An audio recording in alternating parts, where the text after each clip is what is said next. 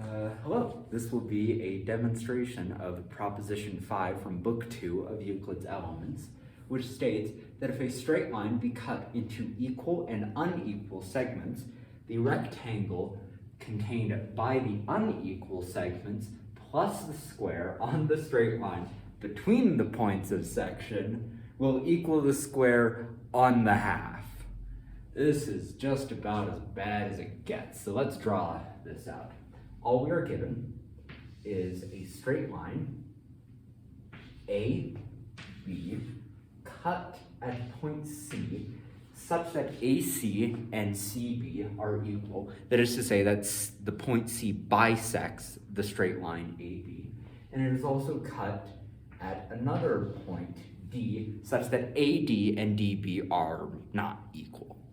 Okay, and what we have to prove is that the rectangle contained by AD and DB, these are the unequal segments, so the rectangle contained by the unequal segments AD and DB, plus the square on the straight line between the points of section. Okay, what are the points of section? Well, the points of section are point C and point D, and so the straight line between the points of section is just going to be CD. And so we add the square on CD, so the rectangle contained by AD and DB plus the square on CD equal the square on the half, in this case CB. You can do this proof just as well with AC. That would just require like one more step, so I'm going to work with the square on BC. Okay, let's draw everything out. The first thing we're going to do is draw these squares CEFB on CB, like so. EF. Next we are going to, we can make squares because of proposition 146. Next we're going to simply join B, postulate 1. Now, through point D, we shall draw the straight line DG parallel to CB. Okay?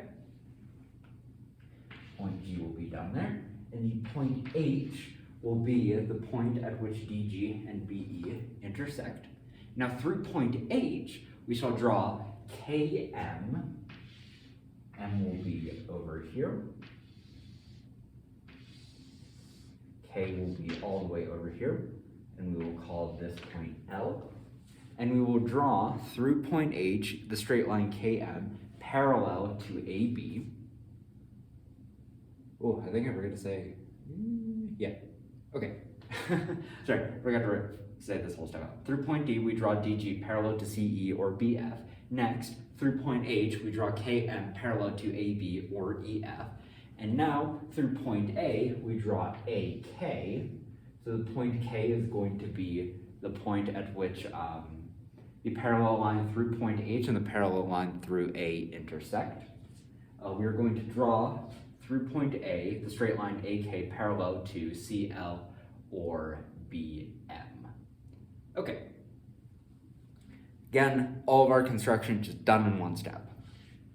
Now, because the parallelogram CH is equal to the parallelogram HF, these are complements about the diameter of a parallelogram, and so they're equal.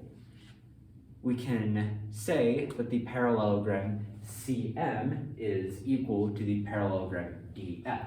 This is done via common notion 2. We add the parallelogram DM to both CH and HF, and in adding DM to CH, we get the whole area CM, and in adding DM to HF, we get the whole area DF. So it's just common notion 2. Now, because AC is equal to CB, this is given, that is what makes point C, that it bisects AB. And CL is equal to BM. We can say this is the case because of proposition 134, because in the parallelogram CM, CL, and BM are opposite sides, and so they're equal. We can say that the parallelogram AL is equal to the parallelogram CM because they're contained by equal straight lines. The parallelogram AL is contained by AC and CL, and the parallelogram CM is contained by CB and BM, and AC is equal to CB and CL is equal to BM, and so the areas which they contain will naturally also be equal. This is a property of magnitudes. Now, we also know that CM is equal to DF, and so we can safely say, by common notion 1, that AL is equal to DF. The parallelogram AL is equal to the parallelogram DF. Now, if we let the parallelogram CH be added to both AL and DF, we get that the parallelogram AH, this whole parallelogram right here, is equal to this gnomon right here. So this gnomon will be NOP, and it will contain CH, DM, and HF. That is what defines gnomon NOP. Okay, and so we can say by common notion 2 that the parallelogram AH is equal to the gnomon NOP. Now, because DH is equal to DB, this is by the porism of proposition 2.4, we can say that the rectangle AH is equal to the rectangle contained by AD and DB. So we see that the rectangle AH is contained by AD and DH, and DH is equal to DB, and so we can say that the rectangle AH it could also be contained by AD and DB. This is again a property of magnitudes.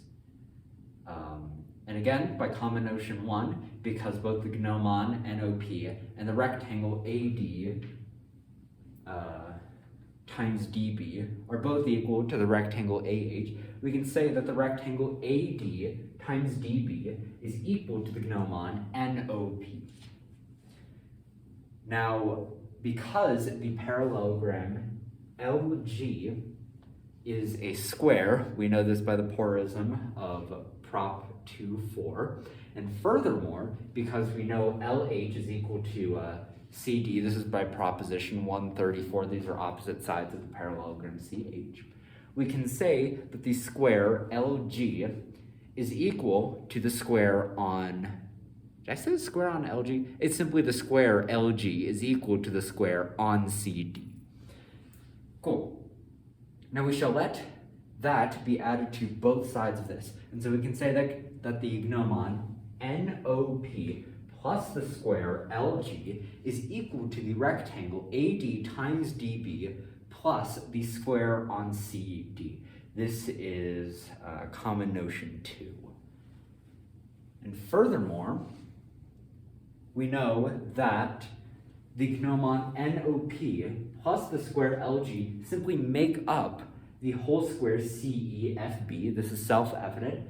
And that the square CEFB is the square on CB. We made it that way in the first step. And so we can... Ooh, did I miss something here? Yeah, I missed common notion 1. And so we can say that the rectangle AD times DB plus the square CD is equal to the square on CB. And this being what was set out to have been proven, we are done with the proposition, therefore, etc. QED. There's not too much to say about this one. I'm not really sure what the algebraic form of it is. Maybe Waterhouse can figure that out for me. Yeah, I think it's a decently straightforward proposition. And so I'm going to just end the video right here and be back for Prop 2.6.